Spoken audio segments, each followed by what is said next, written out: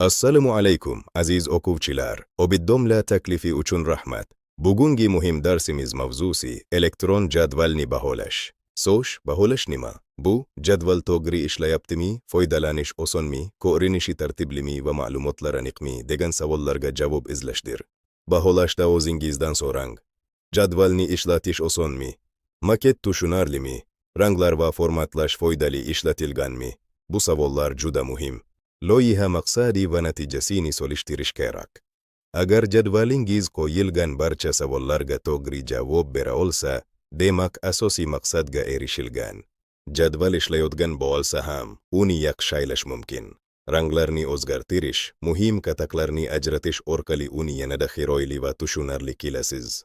Masalan, cho'ntak pulingizni hisoblash jadvalini oling. Agar u sizga har hafta qancha tejab qolayotganingizni aniq ko'rsatsa, demak u a'lo darajada.